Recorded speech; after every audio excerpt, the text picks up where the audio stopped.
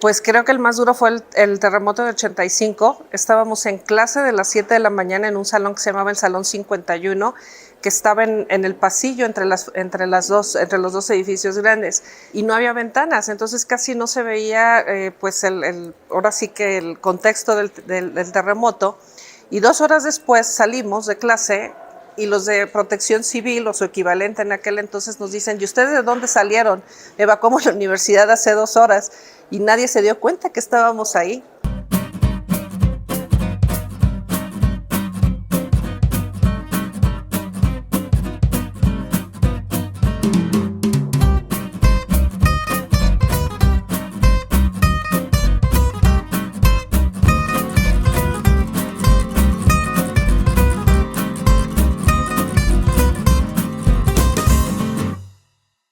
En su mayoría veníamos de escuelas religiosas, entonces veníamos de un ambiente muy contenido. No había redes sociales, obviamente, computadoras, solamente estaba el laboratorio de computación. Entonces había un ambiente de mucha hermandad, ¿no? De mucha ayuda. Por el tipo de carrera también, pues teníamos que enfocarnos mucho al estudio, no teníamos mucho tiempo libre, de hecho estábamos prácticamente de lunes a sábado y a veces los lunes a viernes, mañana y tarde, así era. Y pues nos teníamos que venir aquí a la biblioteca a estudiar, y saliendo de clase a correr para ganar los libros porque no había libros para todos. Y por supuesto no había libros digitales, entonces era un poco así el ambiente.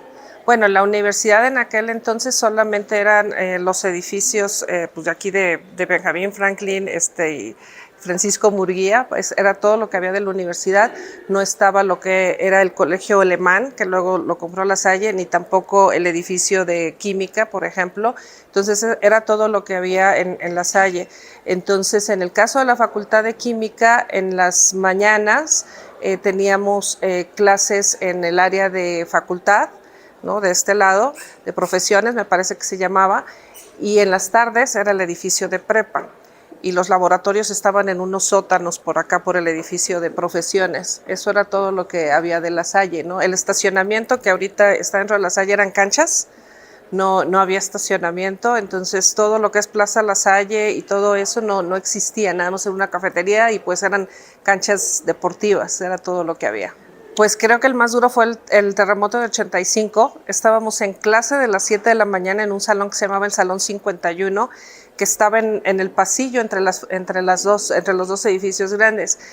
Y estábamos ahí, pues éramos más de 50 alumnos, porque era una clase que tomábamos varios grupos. Me acuerdo, era clase de física, y no había ventanas, entonces casi no se veía pues ahora sí que el contexto del terremoto. Y 2 horas después salimos de clase y los de Protección Civil o su equivalente en aquel entonces nos dicen: ¿y ustedes de dónde salieron? Evacuamos la universidad hace 2 horas, y nadie se dio cuenta que estábamos ahí, porque era un salón que estaba en un pasillo, pues como que nadie se dio cuenta que estábamos ahí tomando clases. Y bueno, ya salir de ahí tuvimos que atravesar la Condesa, la Roma, para llegar a nuestras casas, y pues sí fue muy impresionante, pero también pues muchos nos pusimos a hacer cosas para ayudar a la gente, ¿no? que había perdido sus casas o que estaba en alguna situación de emergencia, incluyendo un compañero que por llegar tarde se quedó atrapado en su edificio, en su casa. Afortunadamente salió con vida, pero sí tuvo algunos problemas en su pierna en aquel entonces. Entonces creo que eso fue algo que nos marcó mucho, ¿no? en esa época. Bueno, de entrada yo empecé a trabajar desde becaria, me parece que en sexto semestre. Entonces afortunadamente pues La Salle ya desde entonces tenía muy buena reputación, al menos sí en la carrera también. Entonces pues prácticamente había muchas oportunidades para entrar de becario y tener flexibilidad. Entonces pues fue muy padre, porque teníamos ya las experiencias en fábricas, en diferentes ámbitos, y pues de ahí ya podías ver a qué te querías dedicar.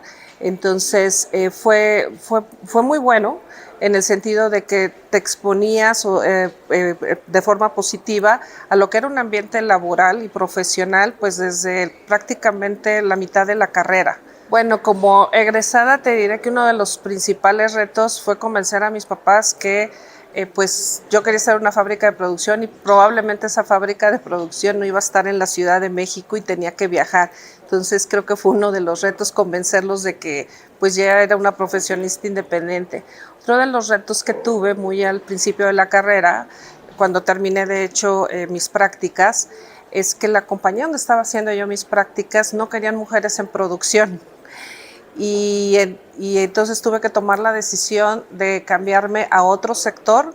Este era el sector energético, me cambié al sector de consumo, pues a final de cuentas para buscar ese sueño que yo tenía, que era estar en una fábrica de producción. Entonces creo que fueron de los retos principales, y pues darte cuenta que no tienes el librito, ¿no?, para consultarlo, sino que tienes que tomar las decisiones con la mejor información que tengas y confiando en los conocimientos que tienes, y pues en la gente, con la gente que estás trabajando apoyándote también, ¿no?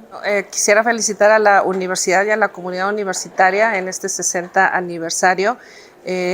La cantidad de egresados que hay de esta universidad y la reputación que tenemos, la fraternidad que existe entre los egresados para ayudarnos es algo que es intangible quizás ante la universidad, pero la universidad ha hecho mucho por este país, por la educación y por el progreso del país. Entonces, enhorabuena, Indivisa Manent.